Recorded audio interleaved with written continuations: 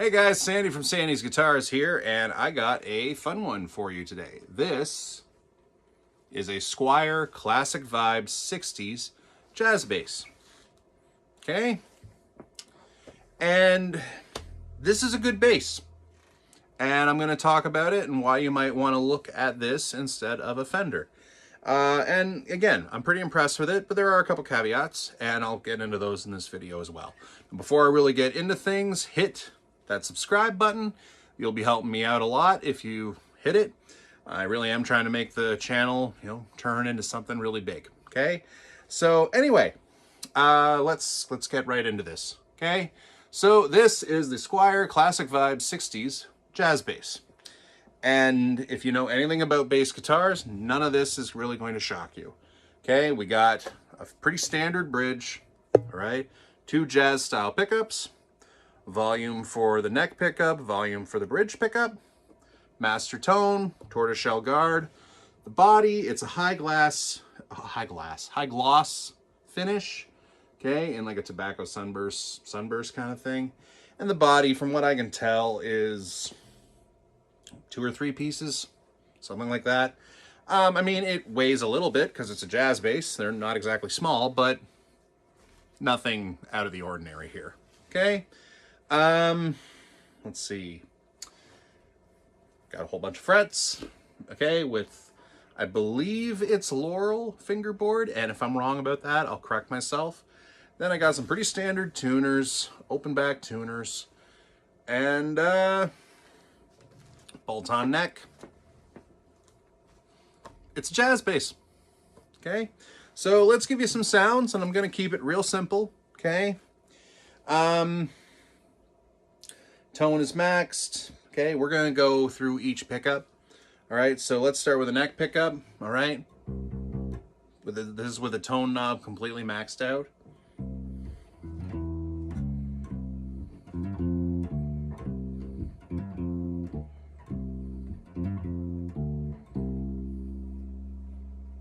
Pretty self-explanatory. I take that tone knob and turn it down to about half.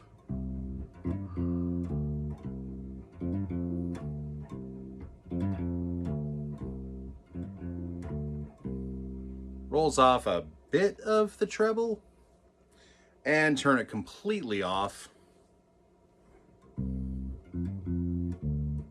lot more laid back.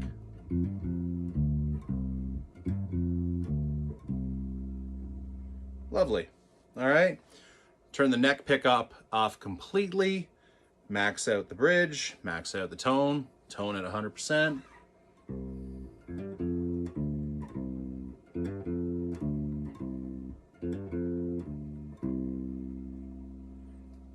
It's a great sound. Tone knob around 50%.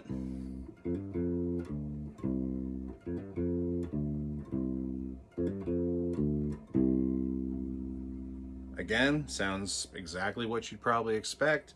And the tone knob completely off.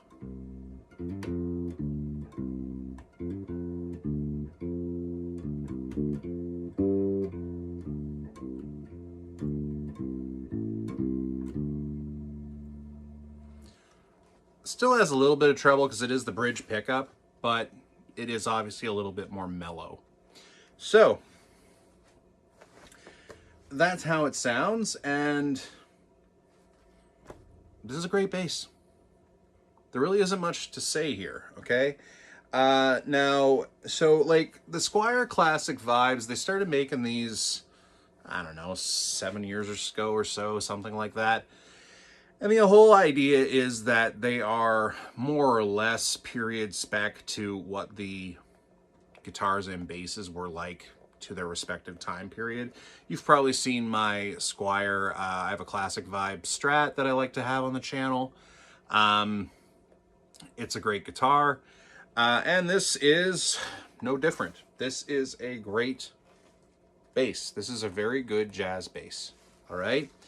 And I think for 90% of the players out there, this is going to get the job done very nicely. I don't know what it is with Squier, okay, but the past 7-8 years, the quality, it's gone great, seriously. Like, I remember when I started out, like, Squier was just, oh, it was terrible. But they've really revamped it. They've really done a very good job, okay? Now, this was a rental. I rented this from Long and McQuaid. And I mean, it's a great way to try out an instrument, and I rented it out completely for the purpose of sharing it with you guys. But yeah, I am really impressed with this. And I may actually end up buying something similar to this. Now the only... So here's where the one issue that came up. The setup on this, when I got it, oh, I had to put a fair bit of work into it. Just to get it playable, which it's not really surprising. I mean, it's a rental option, so it's kind of like, you know, rental cars, right? I mean, if you've ever rented a car, like, people drive the hell out of those things. Same thing with rental guitars, okay? People, you know, I'm sure this thing was probably used for God knows how many studio sessions, whatever. People would probably just rent it out just because, oh, and, you know, recording an album, I need a bass, or my kid's going to try it for a month and let's see what happens. So it needed a really good setup. That said, I have enough experience with instruments when I can tell if the components are good and if it just needs a setup or if just the entire thing is garbage. And this is definitely the first case, okay? These components, there is nothing wrong. I mean, there's nothing wrong. There, I'll turn the tone knob back on. Yeah, let's turn on both pickups. There's nothing wrong with that sound whatsoever. And actually, while I'm thinking about it, I got both pickups on right now. They're both maxed out. Tone knob up.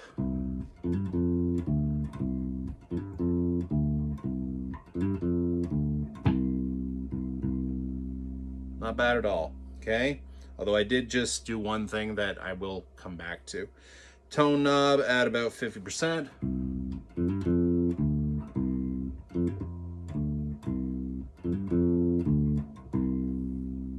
Sounds great. And tone knob completely off.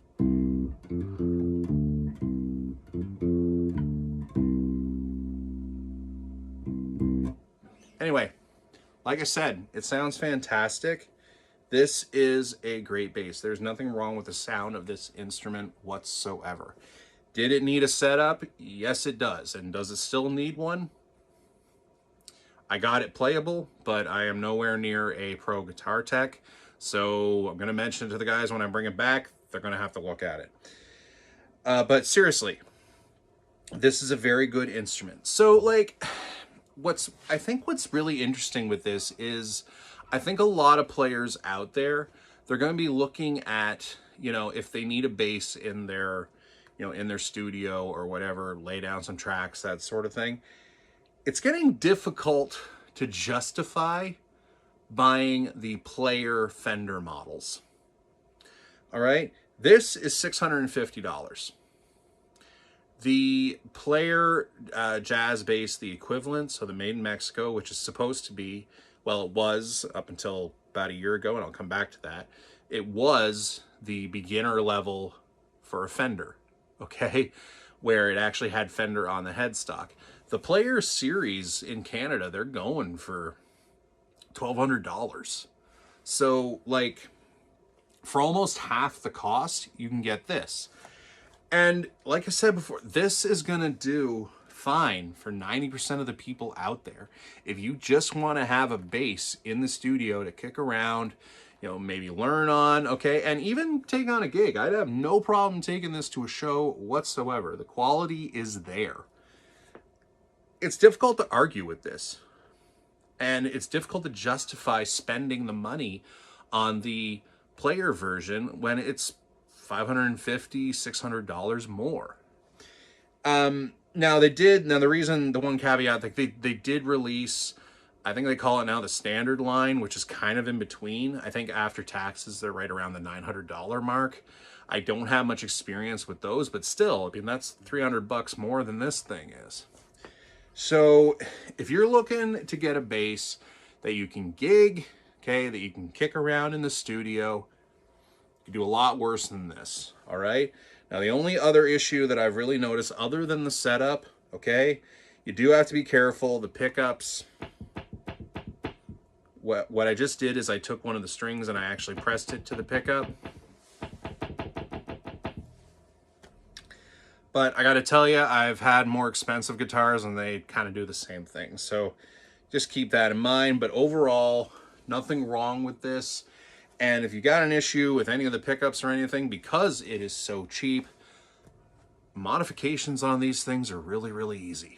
But honestly, I don't think you'll be disappointed. Like I said before, this is a great sound.